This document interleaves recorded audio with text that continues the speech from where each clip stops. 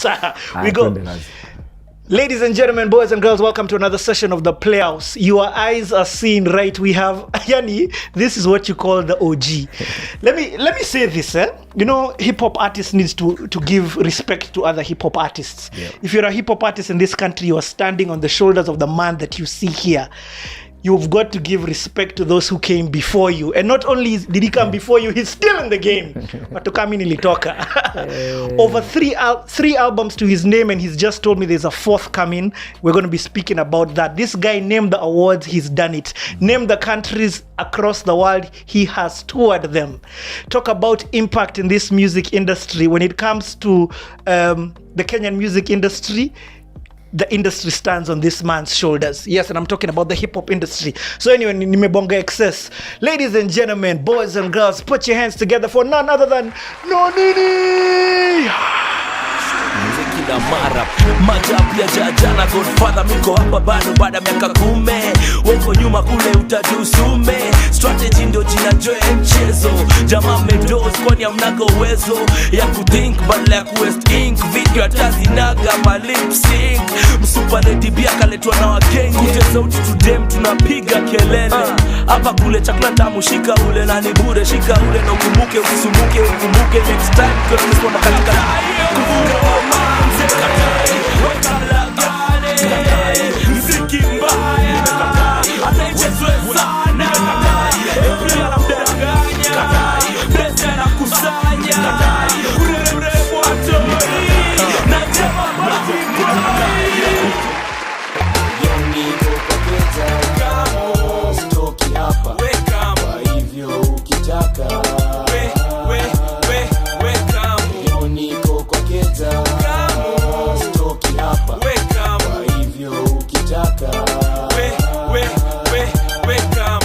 utanipata jo sijatoka kuandika ngoma si unajua siwezi choka miezi 6 nimekuwa kwa student ikibamba sana wapi nuru wewe cheka na miko na tunavipoa cheka na miko ni bachelor na ujaoa cheka na miko umekunywa na unakojoa usicheke na misa buniani MPESA nitatoa jamaa leo netwa blanda sasa 11 ndio ilianza kwani leo ndio kila mtu piga simu ni Friday siku lazima tuheshimu Kona katika dara, wanara bala Una machupa kadhaa na madada kadhaa Umetoka kwa banka ni full kwa tanga Wani mkege jamaa, upata wana jamaa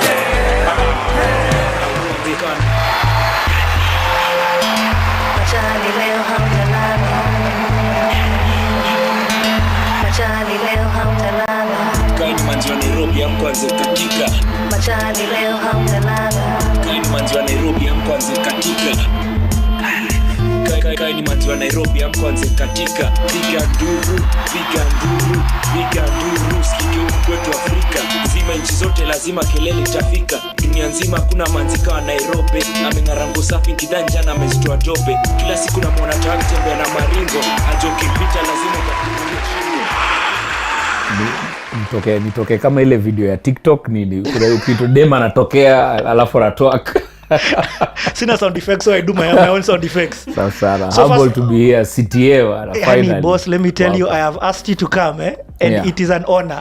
Niko kidogo group sahi, but with a respect. I respect the work that has been done and the impact that has been done. Yeah. So, first and foremost, government's name ni na jina ya ID Hubert Mbuku Nakitare. There it goes, man. There it goes. Yeye ndo nilizaliwa nayo na mama akaniita hivyo. So my number one question on this show is always, when did you fall in love with music? Oh my goodness, when did I fall in love with music? Nasema nilikuwa high school. I think in high school I used to be in drama. Kuna watu wa CU, kuna watu wa drama, ma-acting. So kwa hiyo ma-acting, nilikuwa high school, iko Ukambani, ilikuwa inaitwa Kawethei huko Kangundo. My friend hata sikia hiyo jina Jobuda. Madhangu aliona huyu kijana atapotea hapa Nairobi. So all my peers went to Pumwani, nini Kali, hizo machuo za around Isili. Mother kanitupa Ocha High School. So we wanted to connect watu wa Nairobi wale wako Ukambani, wanted to connect with Nairobi. So that time we used to listen to a lot of radio. Hiyo time ndio Keishaka wametoka, hiyo time ndio kina Nanoma wametoka. It's around 96 97 hapo. Hiyo time ndio nilianza kusikiza muziki, nasikiza Nanoma, this guy is rapping. Nasikiza kina Brayo, sema yo ka Brayo. Si tunashikanisha tule tukameme, tuko nazita kameme, radio ndogo inaka aerial because tukoocha kwa mamlima, unashikanisha na kitanda inakuwa reception, so that tunashika capital tuweze kusikiza hizi mangoma. That's when I fell in love with music. Crazy. This is going to be an interesting one. First and foremost, I interviewed Blinky Bill and he told me mulikuwa primary together. Isili. Mbaya sana. So where umetoka Isili? Bildad, tunamwitaka Bildad. SG Blinky, mimi namjua kama Bildad. Government names bana. Bildad. So unasema for you the love started, and it started with Kenyan music. Yeah. Definitely. I used to listen to rappers, nasikia kina Keishaka, nasikia Kiswahili, it just mesmerize, like I'm like, how are they able to do this? Then I try to copy, I try to sing like them, but sikuwa nimeanza kurecord because I sikuwa najua that's what I want to do, but I used to love it. Nice. Did you have any other skills? I used to be an actor, of course, like I said, niko kwa drama festival, kwa cheza bako. I started basketball in high school. So basketball started even before music. Nice. Until na mpaka leo bado unacheza bako. Bako scratch, I love it. It's pastime and we link up with old mates and we just scratch it up in the court. So let me just ask a bit of a backstory. I want to understand. Are you the only child? Nini? Ama? Family yetu, I'm the last born. In a family of 4. There's my late brother who passed away. Nilimuimba kwa ngoma yangu nilikuwa tuache is our firstborn, alikuwa aitwa Jude, and I have 2 other sisters. Moja aitwa Ruth, mwingine aitwa Suzy. Mimi ndio last born, unfortunately. Or fortunately. Hubert, as a child, wanted to know so many things. He used to ask me any question and I used to reply him honestly. Growing up, Hubert was very obedient, but very playful too. Abo kwanza anaitwa Toto. Abo jina yake ukweli ni Toto. Abo alikuwa mtu muoga kati ya madem, confidence iko chini. After I finished school, I wanted to be a full-time artist, like portraits, sculptures, stuff like that. But I'm into music now, and I think that's also an art. So, okay, tuendelee na history. So now Ukambani. Munduz. Kawevei. Keo jina. I know, but hata sijui uko ni wapi. So you fall in now you're like, you fall in love with this music. You begin to fall in love with rap. Yeah. Endelea na story. So yeah, tunashikanishaga hizo ma aerial, tunasikizaga hizo muziki na best yangu aloitwa Gapita.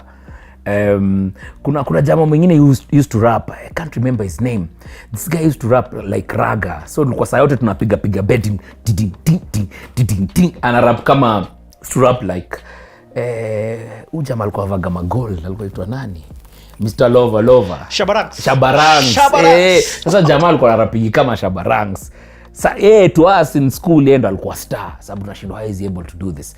Now that time chuo ikitingwa Nairobi, tukirudi sini maboyo wa mtaa, tunaendaga wapi? Florida 2000. Because huko ndo tunaenda kulink up na watu, nione watu wakirap. We used to go to F2 sana. Mimi nilikuwa mtu wa F2. Kina Red sana wakirap nilikuwa nawaona. Kina Gidigidi Majimaji wanakamigi F2, wanakaa na madrums, walikuwa wanakaa na madrum fulani, wanaekelea katikati ya stage. Jamaa amevaa zile makofia zimetengezwa na makonge, anakaa chini. Kwanza anakaa fala. Track inaangusha Lost Boys, anaangusha Buzz, my friend, the whole club goes wild. One to moja, I used to watch them. So kuna boy wangu tuligrow up naye Calif, anaitwa Tito. Tito, yani mtu yoyote amepitia generation ya F2, the rappers, they know Tito. He used to go with the name Original MC. He was the only MC rapping kama Buju in Nairobi. No man. Buju Banton. Buju kabisa, alikuwa nayo sauti ya Buju, lakini sasa alikuwa na rap kimtaani. But Raga had something that he had done to people. Kalamashaka are doing the hip hop, but a lot of people are doing Raga. Yeah, so Original MC nilikuwa na meet tukifunga chuo, ananipeleka F2, tunasikiza watu nini tunarudi mtaani. So ilikuwa ni kukatia madem na pia kuona watu wana rap and women are loving this. Interesting. unarudi chuo. So ukirudi chuo wewe unajua mambo ya Florida, unajua mambo ya marapa, unajua mambo hizi mamziki, you're the in thing. Man. And now of course unarudi na umetoka Nairobi. Sini watu wa mtaani, sini watu wa jiji kuu. Okay. So now I'm beginning to understand your scene, a local scene. Hata unaona wase, hey, this is the route. F2 is the route to sort of make it or to go somewhere. Yes. Endelea. Florida 2000 palikuwa na, let me tell you, big up DJ Babu. DJ Babu squeeze yuko US. He's one of the biggest DJs out there. They have an outfit called TOD, Takeover DJs. Yep. That's where Fully Focus started out. Ilikuwa Fully Focus, DJ Babu and DJ KD. DJ Babu was the original DJ wa Florida 2000 those days. What? Na DJ KD. Hao ni DJ niliwajua hizo enzi F2. So F2 kitaka opportunity ilikuwa unaenda kwa DJ Babu. Utampatia CD, utampatia whatever, atacheza muziki zako. So let me just, because you've mentioned this, so in Stato, the DJs now who are moving and shaking are the DJs you've just mentioned. Yeah. When Kenyans go to tour, and we're going to talk about you touring, it's those DJs who are organizing those tours. Yeah, like currently the DJ outfit in the US is huge, is massive. A lot of DJs have come up, a lot of DJs have outfits. But in the early 2000s, the DJs who are moving things, Takeover DJs were doing it, and other DJs were there, kina Otieno V, kina Nyandat, these are other DJs these are old school DJs. Yeah. Hao ndio walianzisha senior Stato. Kina DJ Peter, hao ndio ma DJ responsible for taking Kenyan music to the US. Walikuwa nakujaga huku Ngazini, DJ Peter alikujaga mpaka Ngazini Calif. Amesikia hizi mziki zilikuwa rare, you cannot get this music in the US. It's true. Akichukua CD and nayo America, atai-replicate, atatengeza mix CDs, they'll distribute across the US. And that's how we were able to start touring kina Nameless, Nonini, Jua Kali, Red Sun, because of those original DJs. They opened up this scene, they opened up music to the world, Kenyan music to the world. Yo bro man, wewe ni history. Tutachambua hiyo story tu. Tutachambua tu pole pole. I love it. Okay, sawa. Unarudi chuo, falling in love with music, umeangalia hii scene ya F2, what's next?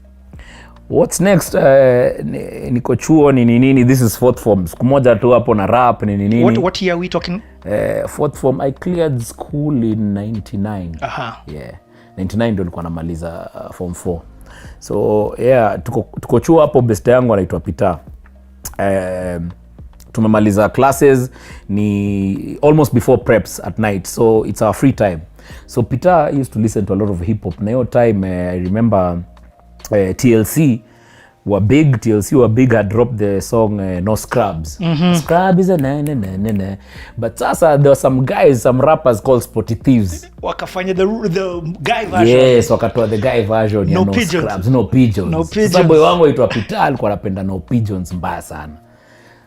You know, let me tell you, school, hip hop, music and art used to go hand in hand. We were very good in arts and craft. Sculptures, kuchora. Me, by the way, that's another skill now. The skill I had ni kuchora. Mimi naweza kaa chini hivi ni kuchore fiti sana. Ukinipatia kitu ni an elephant, I can sculpture it, like I can naweza itengeza from scratch na nikutengezee. So in the arts subjects za arts, huo teacher alikuwa anatupenda, tulikuwa sini wa dope. So my boys used to draw stuff, wanachora ma 3 za number 9, ma 3 za number 6 zilikuwa manyanga, kuna ma 3 kuitwaga mad cat. So infatuation yetu ilikuwa ni kuchora hizo matatu. Unajua, kuchora ma boys, kuchora kina Snoop ndo alikuwa ametokea, ma jeans watu wanazisag, you know, kina Dabrat, that hip hop, so watu wanawachora. So Peter used to like drawing a lot. So one day he was in front of the class. Akauliza abo ukimaliza chuo unaweza like fanya nini? Nikamwambia mimi ndakuwa msanii. Out of nowhere nikamwambia mimi ndakuwa msanii. Akauliza utakuwa msanii aje? Akaniambia nasikia hii rapping nini ndakuwa msanii. Akauliza utajiita aje wewe ukiamua kuwa msanii? I didn't have a name. Nikamwambia acha tufikirie tu, lakini I'm sure atapata jina. Either Habo, that's my nickname from when I was young. So at that time alikuwa anachora, he was drawing something on the blackboard. So sinikwambia alikuwa anapenda Spotty Thieves. Spotty Thieves had a logo. Their logo was the pigeon, yeah. And then imekuwa cancelled like no pigeon, yeah. No pigeon, yeah. So Peter akachora, kaandika no pigeon. Akaniita, akaniambia aboni aje? Hebu soma hapa. Nisome nini? Akaniambia soma hapa kwa board. Nikasema nisome nini? Hapa imeandikwa no nini?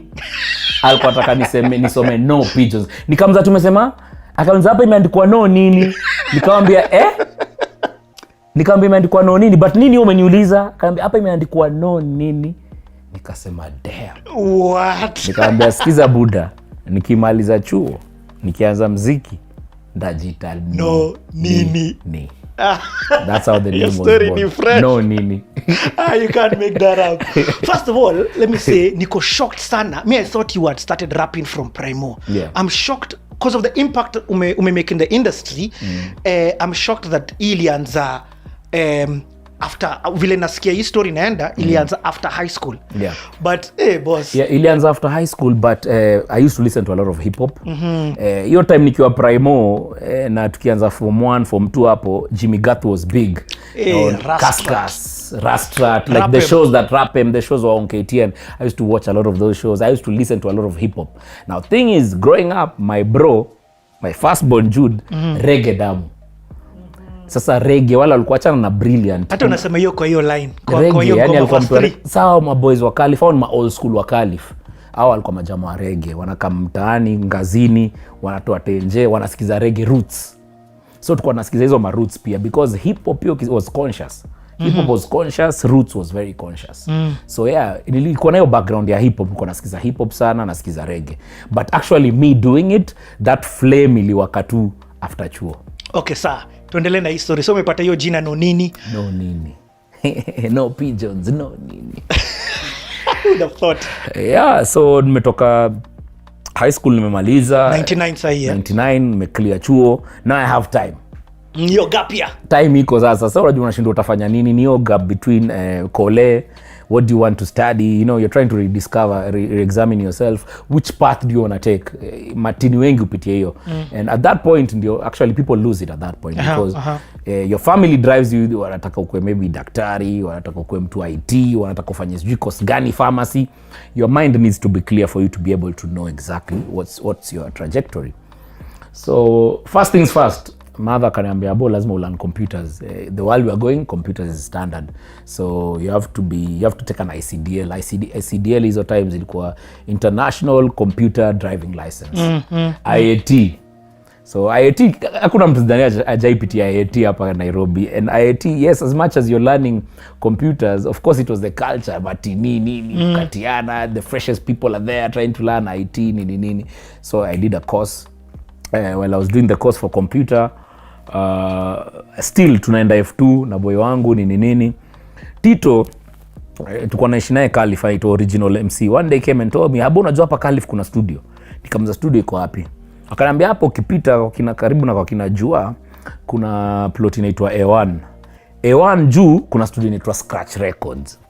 Scratch Records inaoniwa na jamaa anaitwa Roba na jamaa anaitwa Clemo.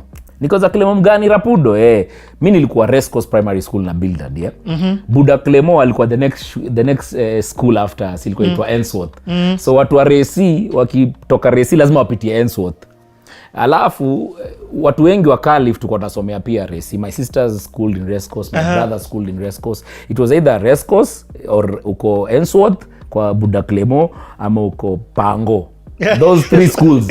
Everybody like tulisomea hiyo area. So Clement nilikuwa namjua because the brother, I used to see them because tuko in the same neighborhood. But Calif iko divided, kuna ma-A's, kuna block A, kuna block B's, kuna block C's na kuna block D. Clement alikuwa anaishi ma D na kina Tito. Mimi nilikuwa naishi ma B, think Paul anaishi ma A. Zao zilikuwa hapo kwa barabara na ma A. By Paul unasema jua kali. By Paul namaanisha jua kali ma A. So tunajuana tusionana, but kila crew, kila block inakuwa na crew yake. So B za ukaga huko, once in a while tutaenda D iko huko C. So yeah. So Tito one day introduced me to this studio. Lakini nilikuwa sijapandaga hiyo studio because hiyo studio nilikuwa naisikiaga. No, kuna shida. Story imeshika. So best yangu Tito alikuwa ananiambia Calif kuna studio inaitwa Scratch Records. Nilikuwa nimesikia. Thing is, Scratch kina Roba walikuwa wamecreate a certain culture where wasanii wanakam kurecord and then walikuwa wanafanya kama ma picnic.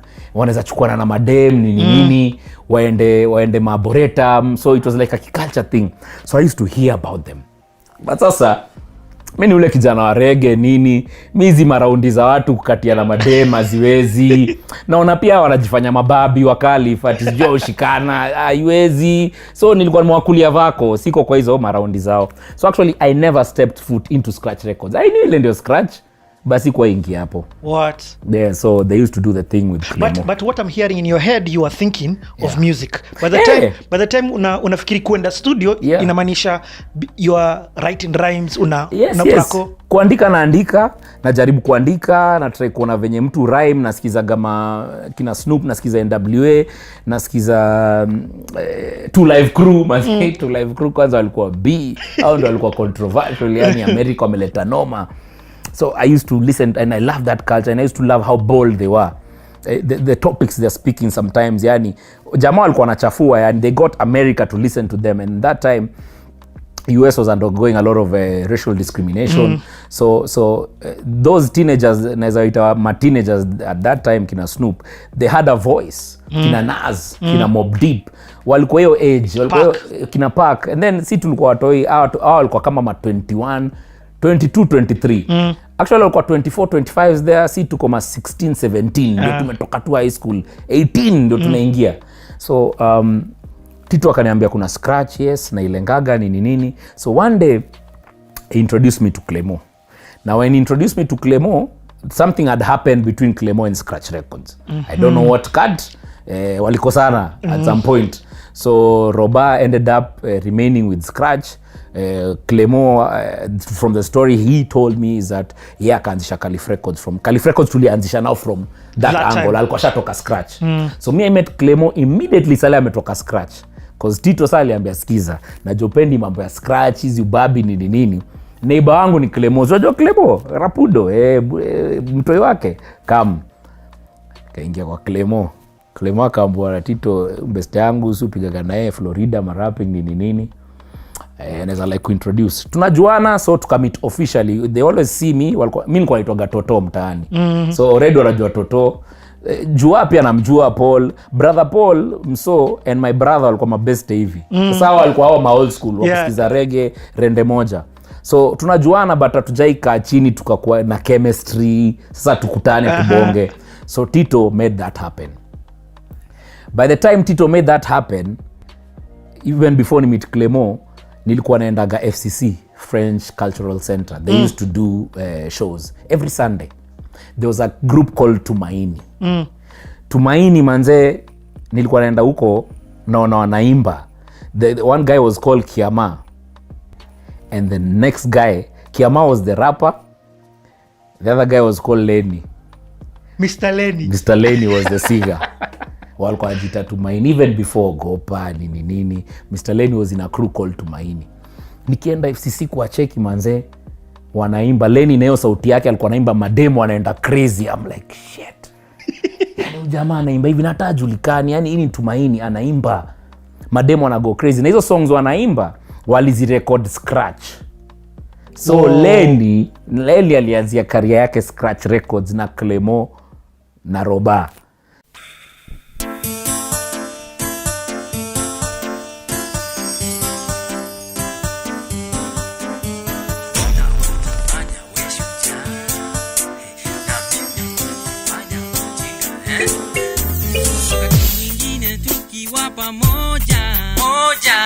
Kucheka na kula pamoja, wakati mwingine sisi huenda tembea ng'ambo moja hadi nyingine, tukiwa na mabeste sisi upiga story na kufanya mambo mengi pamoja, lakini ukiwa peke yako wewe unisengenya, unichochea, kwa hivyo nenda zako. Mbona wajifanya we shujaa, na mimi wanifanya mjinga. Mbona wajifanya we shujaa, na mimi wanifanya mjinga, kwa hivyo nenda zako. Mbona wajifanya we, siku nyingine nimetoka kwenda kupiga lapu 1 2 3, kaingia kwenye hoteli moja. Sikuamini macho yangu nilipoona umeshika mkono wa mpenzi wangu. So hizo ngoma walikuwa record scratch ilikuwa kwa madanki tu wanazitaga madanki. Madanki ni the block zetu za Calif zimemekiwa, kuna tanks za maji zinakuaga huko juu. Sasa kuna ka space kana kuaga hapo kwa hizo tank za maji. So if you're innovative with that space, you can make a studio. So scratch ilikuwa huko kwa madanki. Walikuwa wakitengeza hizo studio nini. Maji unapita alafu unaingia scratch record. So Tumaini I don't know whether they were the first artists there, but they were recorded by Scratch. So that music was popular in the streets. Mademo walikuwa wanapenda kina Leni mbaya. So mimi naenda na watch manze, nakuja naambia Clemo, Tumaini manze wanaimba mademo wana like. So I used to like that. Naona damn, jamaa anaimba mademo wanapiga kelele. I'm like, wow, I'd like to be that. Boss, hii story imeshika mbaya. So okay, kisamari kidogo. So now you guys umeconnect na Paul aka Jua Kali. Clemo ametoka Scratch. Yes. Ameanza anaanza hii kitu inaitwa Calif. Yes. Hata ina jina. Anajua tu anataka kuanza studio. But haina jina. And then after you have now connected with Clemo. Yes. Thanks to Tito. Tito asante, lakini pali huko sasa asante. Endelea. So Clemo and Jua have a history because when they were in Scratch, pia Jua alikuwa Scratch. So they were trying to do that together until wakakosana na Roba. But now Paul was trying to rap as well. But ilikuwa ijakubali. There was something, sijui nini kwa mfanyika, but ilikuwa ijakubali. So when Tito introduced me to them, we started talking. Bro, we need to make a studio. Hii California lazima ijulikane. So nikauliza Jua, hii jina yako ilitoka wapi? Ili mesmorize sana. Jua akaniambia Jua Kali. Kama ni Jua Kali ile Jua Kali, akaniambia si Jua Kali buda, nataka hii mtaa yetu ijulikane, Jua California. Nikamwambia what? Jua California. Top. Sasa hiyo ndio tutaisukuma. Kama ni Jua California, then studio ile tunaweza tengeza hapa. We just started talking about concepts. Then Clemo actually mentioned Calif Records. Tuanzishe Calif Records. Clemo tuambia concept deadly. Calif Records kwanza sounds very good. In my mind hata nilikuwa nisha picture how I want it to look like. I'll fast forward nikwambia kwa nini how I want it to look like. So Tito was the first artist Clemo akajaribu kuturecord because Tito ndio ameniintroduce. Jua is looking for artists who are good. Because hatuna artist. I'm the first artist. Tito is the next artist. Tito does raga. So wakatutest, tusema okay, wacha tuone kama tunaweza record ngoma moja. Hatuna hata vitu za kurecord. Hiyo time hakuna makompyuta. Hakuna hizo vitu. Clemo ni genius. Mimi namfanya anataka kutengeza studio na mzabuda. Hatuna mixer. Clemo uko kwa kona hao manini za radio, parts za radio. Ziko mingi, ma transition na hizo manini, ana masolda, mawaya. Clemo tu ni ule msee, ni geek fulani mnoma, anajua kushikanisha hizo vitu, ametengeza mixer. What? Out of my radio nini ma battery pap, ametengeza mixer, ameshikanisha, tumetest haya. Kumbe tunaweza record. Tukarecord ngoma ya kwanza yangu na Tito original MC ilikuwa inaitwa Usiku California. Hold on. Hata mic ulitumia mic aje? That's the story ya mic. Hiyo time my sister is called Ruth. She's done GIS, Geographical Information Services. Hizi mapping nini, yali anza hizo vitu kitambo. Ni chop mbaya sana. Si ndio wale maship kwa family yali tunaendaga left. So computer ya kwanza miliona na sister yangu. So she had one of those Microsoft computers, the big ones, zile zina karasa nini. Microsoft manze alikuwa nayo kwa room yake na ilikuwa no go zone, hatuwezi gusa hiyo computer yake. And she had a microphone because she used to do a lot of Skype because for the programming and everything alikuwa na work na international companies. So she had a microphone to do the Skyping and everything. Alikuwa mbele. That's back in the day kufanya bara GIS. So that's in 2000. Mapping ndio ilikuwa imeanza, mambo ya geographical mapping. Siku moja nikamwitisha tu mic yake. Nikamwambia manze tuna need mic. Hatuna mic kwa studio. Clemo ameshikanisha ma mixer nini tuna need mic. Mic ya sister chukua mic.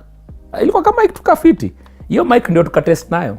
Ulirekodi hiyo ngoma yako ya kwanza na mic ya comp? Mic ya computer. Na si mic ati ndogo. Ilikuwa ni mic kubwa tu, okay. Lakini ilikuwa mic ya computer ya sister. Nikapelekea Clemo tutumie hii mic. So the first song you ever recorded was wewe featuring Tito, iliitwa? Mimi na Tito Usiku California. And the reason we recorded that song because tuko tunakutana tu na kina Clemo every day, as in hatukuwa na plan, let's start a record label, we record songs, we're in the hood. So the next day tunapigia Clemo story, tulikuwa base jana tumetulia na kina Tito, tukashikwa na makarao. Because you see tulikuwa tunatulia kwa base pale kwa ngazi nini, ngazi zilikuwa mbili, palikuwa na ngazini kwa kina Paul originally where everybody knows about it, then D3 palikuwa na ngazini nyingine where we used to go hang out as well. So me I was good with the guys in the hood, but hawajui kina Clemo. So mimi nikimanzana na kina Clemo naenda pia na watu wangu wa hood natuliana. Nasikia tu ile stories kwa hood wanaongea nyinyi mna wasting time, saa yote mna record muziki. Naambia ina noma buda, hizo muziki tuta-record. Tito alikuwa ananikashi, anasema wewe saa yote unashindaga na kina Paul, kina Clemo muziki, mkuendelea hizo muziki zenyu. Na yeye ndio alikuintroduce. Na yeye ndio alintroduce, yeye alikufaga roho pia akaona pia muziki tuna hustle sana. So just so nisi lose your trail of thought. One day tuko base na Tito usiku tu after a session with akina Clemo tumerelax, tukashikwa na makarao because makarao walikuwa wapiga round Calif. Every 10 pm kipatikana nje mtashikwa, waseme mlikuwa inaitwa nini, jaywalking, you know, na mkishikwa mnapelekwa Shauri Moyo. So tulishikwa wengi, tulishikwa majama karibu Mbao, alafu tukafungwa machengerere. Chengerere ni boss, you've taught me some good time. I like it. Kwa machengerere Pingu. And then tunafunganishwa watu wawili, so si mkisimama hivi, hii mkono yako ya huyu jamaa na huyu hivi, so that mtembee pamoja, alafu mnaekwa kwa line, so mnatembea hivyo mpaka Shauri Moyo my friend. So mtu wako asipokuja kutoa in the morning my friend, unapelekwa Kotiko. Ukipelekwa Kotiko ni noma. So thing is in the morning lazima mtu achangamke akutoe. So that happened to us a previous night. So the next day we narrated the story to Clemo, akatucheka wakamefanyeni hivi, simrecord ngoma, tukarekod ngoma yetu usiku California. So we're just narrating what happens at night in Calif. So yo kushikwa nini. It was a first song, ilikuwa ngoma work though. But uko release yo. Not quite release. Iko kwa computer mahali, Clemo iko nayo mahali. Usiku California iko nayo mahali. That's the first song me ya kwanza ever. Hii sauti kuiweka kwa microphone, ipitie through, alafu nikaisikiza. Kuisikiza si kwa CD. Tape.